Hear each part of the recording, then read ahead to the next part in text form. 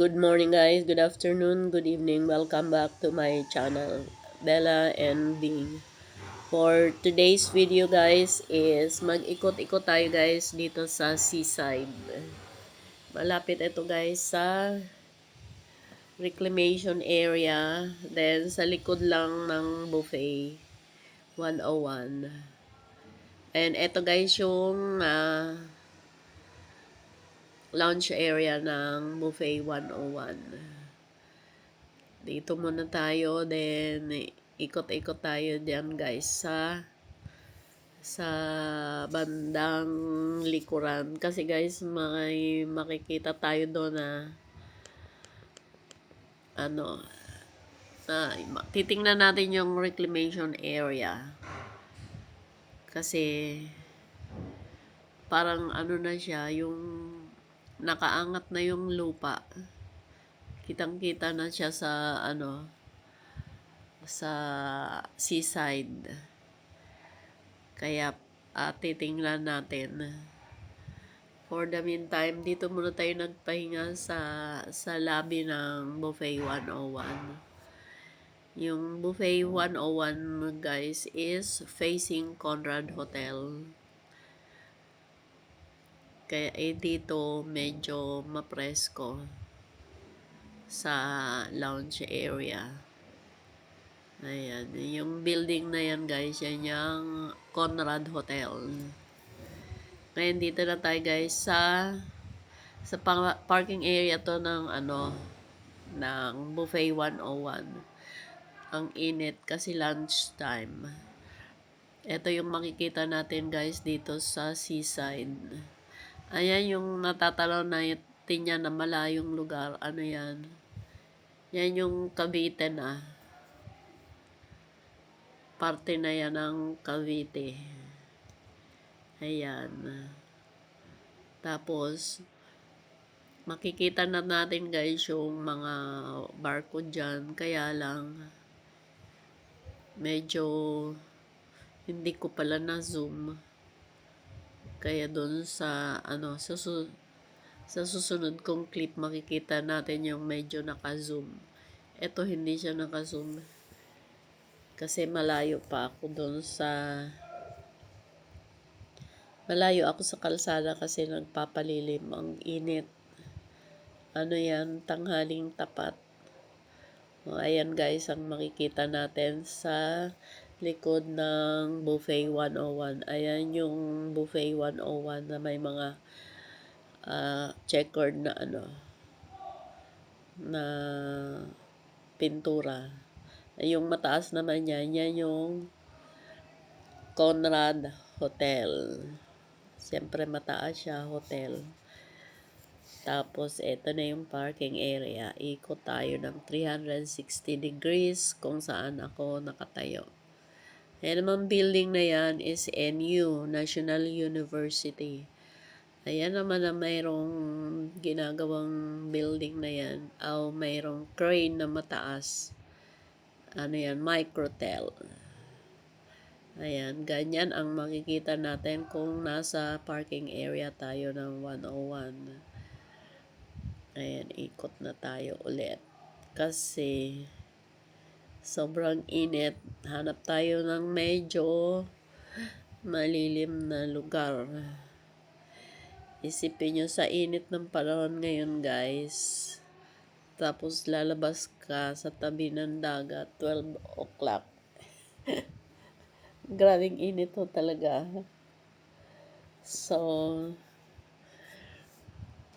naghahanap tayo ng pwedeng masilungan na makakita ng magandang spot. Kaya lang, sa seaside, wala naman mga shade dito. Meron din lang siyang mga puno na pwede ka lang magtago. Kung saan nakaharap yung araw, magtago ka doon sa likod para medyo matabunan ka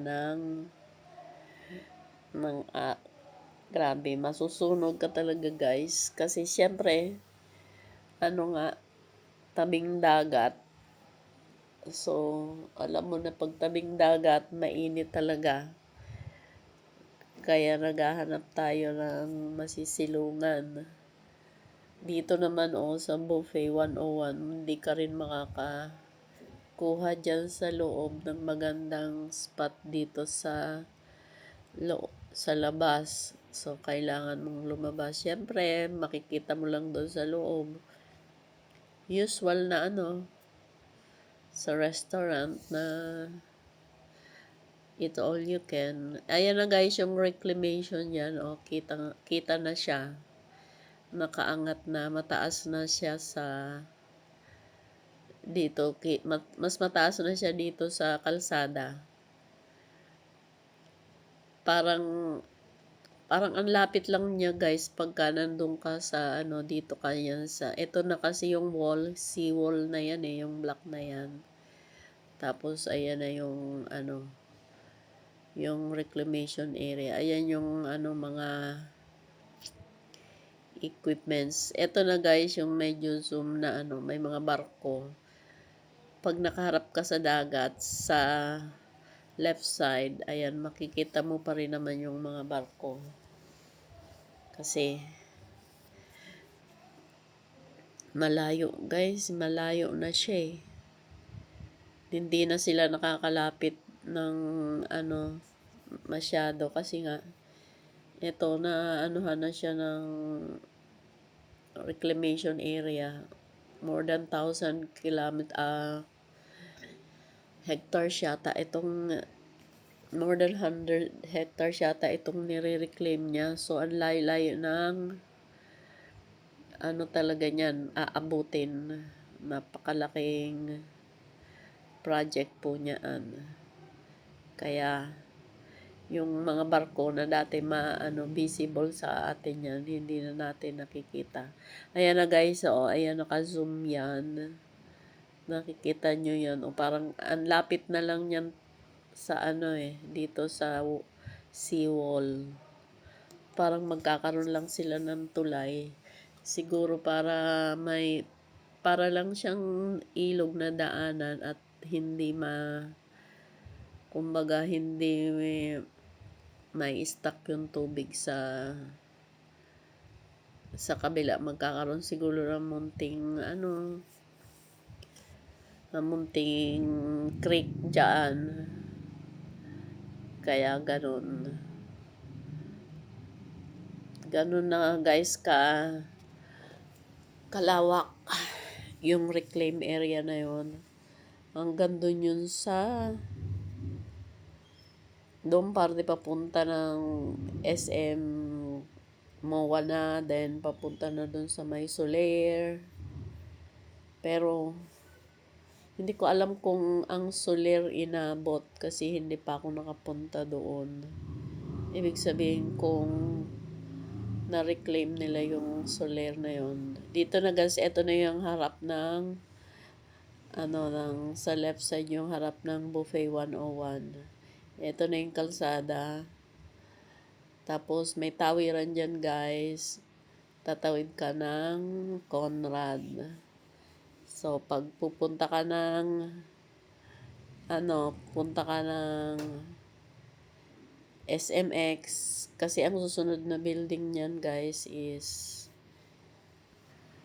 IKEA na guys ang susunod na building dyan. Tapos ayan, ang NU and the Microtel. Thank you for watching guys. See you in my next vlog. Bye-bye and please subscribe if you are not yet subscribed. Thank you again.